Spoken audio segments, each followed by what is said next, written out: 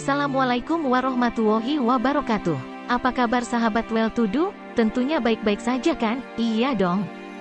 Di Hari Raya Idul Fitri 1444 Hijriah ini, semoga kita kembali ke fitri dan mendapatkan keberkahan yang melimpah.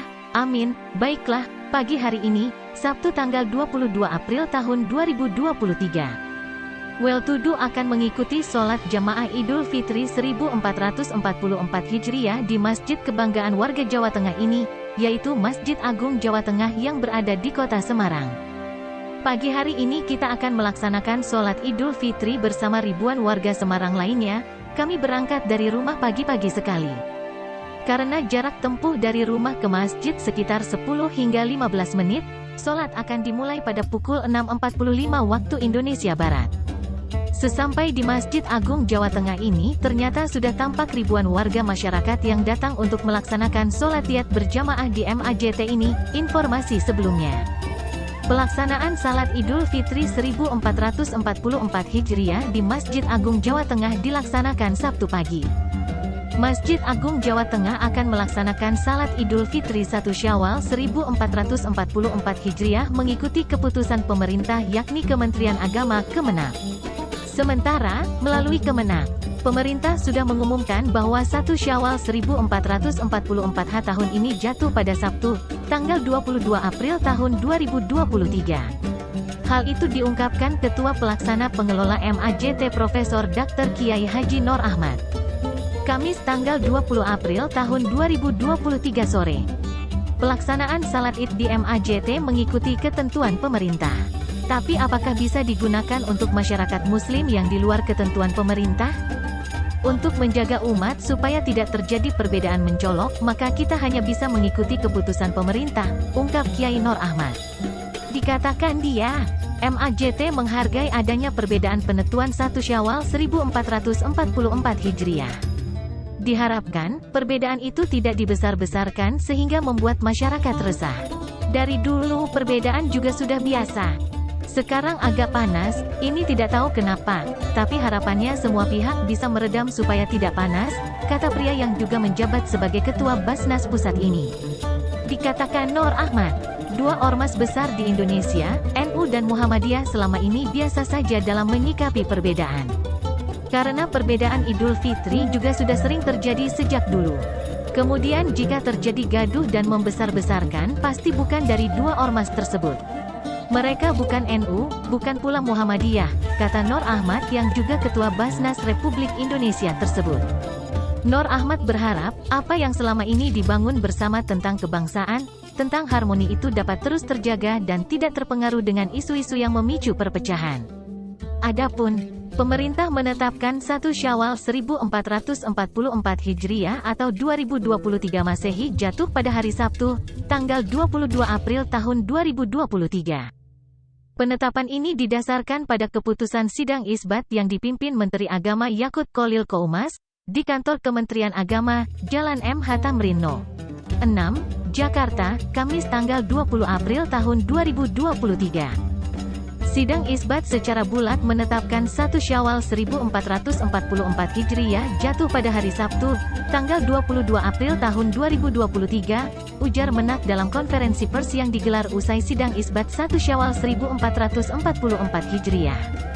Menurut Menak, sidang menyepakati keputusan tersebut karena dua hal.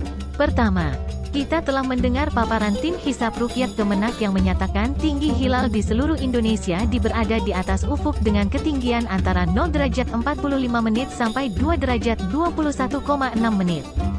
Kata Menak, dengan sudut elongasi antara 1 derajat 28,2 menit sampai dengan 3 derajat 5,4 menit, imbuhnya. Artinya, secara hisab posisi hilal di Indonesia saat sidang isbat awal Syawal 1444 belum memenuhi kriteria baru yang ditetapkan MABIMS, Menteri Agama Brunei, Indonesia, Malaysia, dan Singapura.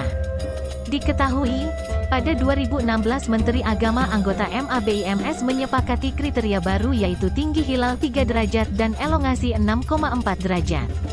Dengan posisi demikian, lanjut Menak, maka secara astronomis atau hisab, hilal tidak dimungkinkan untuk dilihat. Hal ini selanjutnya terkonfirmasi oleh pernyataan para peruqyah yang diturunkan ke Menak. Sedikit informasi tentang Masjid Agung Jawa Tengah. Masjid Agung Jawa Tengah atau yang populer dengan julukan MAJ adalah sebuah masjid yang terletak di Kota Semarang, Provinsi Jawa Tengah, Jateng. Masjid ini terletak di Jalan Gajah Raya, Kelurahan Sambirejo, Kecamatan Gayamsari, Kota Semarang. Berikut sejarah berdirinya Masjid Agung Jawa Tengah atau MAJ di Kota Semarang. Masjid ini dibangun sejak tahun 2002 dan diresmikan pada tahun 2004. Pembangunan masjid ini dilakukan di atas tanah wakaf Ki Ageng Panandaran II, yang saat itu menjabat sebagai Bupati pertama Semarang. Guna memperlancar proses pembangunan, Gubernur Jawa Tengah saat itu, Maijen Mardianto, juga ikut serta dalam pembangunan masjid ini. Masjid Agung Jawa Tengah ini didesain dengan gaya arsitektur yang eksotis. Masjid ini merupakan campuran gaya Jawa, Romawi dan Islam. Arsiteknya adalah Insinyur Haji Ahmad Fanani dari PT Atelier 6 Jakarta. Gaya Romawi terlihat dari 25 pilar yang ada di pelataran masjid. Pilar-pilar tersebut secara arsitektur mirip dengan gaya Kolosium Athena, Romawi. Yang menjadi perbedaannya adalah pilar-pilar tersebut dihiasi dengan kaligrafi yang sangat indah dan melambangkan 25 nabi dan rasul. Di gerbang masjid juga terdapat tulisan 2 kalimat syahadat dan pada bidang datar tersebut tertulis huruf Arab Melayu, Sucining Guni Gapuraning Gusti, yang artinya kemauan dan upaya yang tulus, membawa ke arah ridha Allah.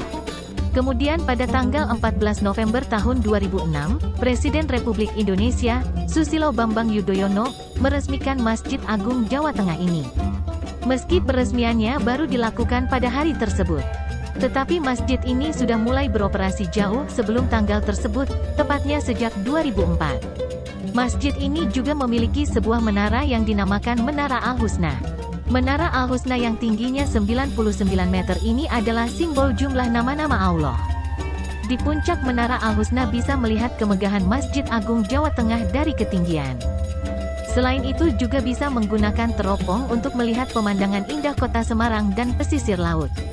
Pada bagian depan masjid, terdapat 6 payung hidrolik raksasa yang dapat terbuka dan tertutup secara otomatis.